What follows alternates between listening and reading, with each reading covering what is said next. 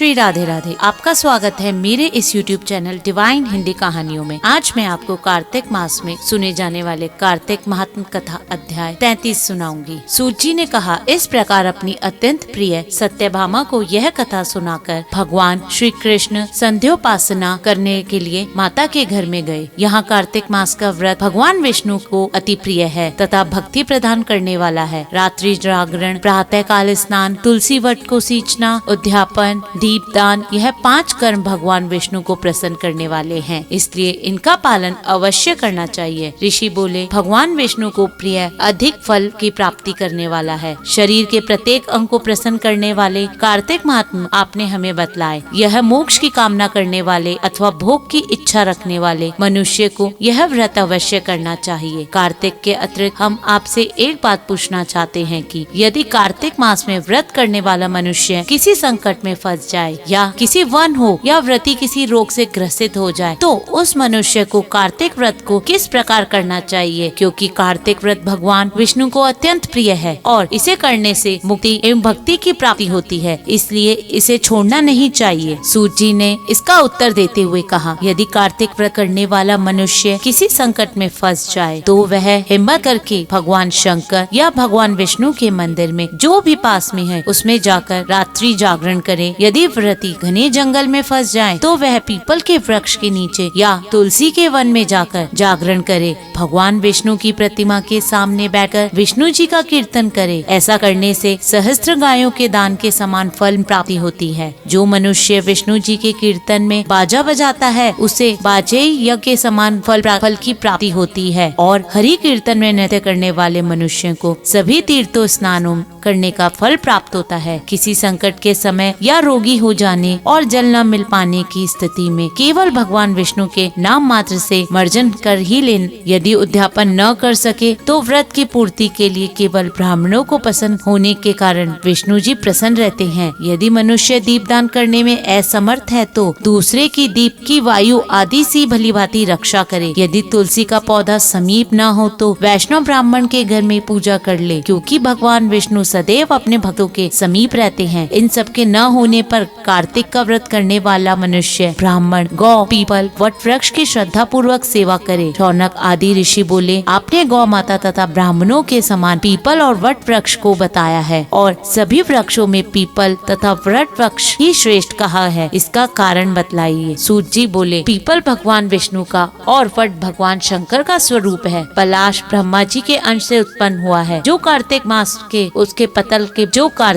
में उसके पतल में भोजन करता है वह भगवान विष्णु के लोक में जाता है। जो इन वृक्षों की पूजा, सेवा, इन दर्शन करते हैं उनके सभी पाप नष्ट हो जाते हैं। ऋषियों ने पूछा, हे प्रभु, हम लोगों के मन में एक शंका है कि ब्रह्मा, विष्णु और शंकर वृक्ष स्वरूप क्यों हुए? कृपया आप हमारी इस शंका का निवारण करें। सूत जी बोले, प्राचीन काल में भगवान शिव तथा माता पार्वती विरह कर रहे थे। उस समय उनके विरह की उपस्थिति करने के लिए उद्देश्य से अग्निदेव ब्राह्मण का रूप धारण करके वहां पहुँचे। विरह के आनंद के विषीभूत हो जाने के कारण कुपित होकर माता पार्वती ने सभी देवताओं को श्राप दे दिया। माता पार्वती ने कहा, हे देवताओं, विष, सुख के कीट पतंगे तथा अग्नि भिक्ष नहीं है। आप लोगों ने देवता होकर भी उन्हें विघ्न उपस्थित किया है, इसलिए आप सभी वृक्ष बन जाओ। सूत जी बोले, इस प्रकार कुपति पार्वती जी के श्राप के कारण समस्त देवता वृक्ष बन गए। यही कारण है कि भगवान विष्णु पीपल और शिव जी वट वृक्ष हो गए। इसलिए भगवान विष्णु को शनिदेव के साथ होने के कारण केवल शनिवार को ही पीपल को छूना चाहिए, अन्य किसी दिन नहीं छूना चाहिए। धन्यवाद। अगर आपको मेरा ये कार्तिक माह पसंद आए तो कमेंट बॉक्स में कमेंट जरूर करें और मेरे इस चैनल को लाइक, सब्सक्राइब तथा शेयर करना ना भूले। श्री राधे राधे।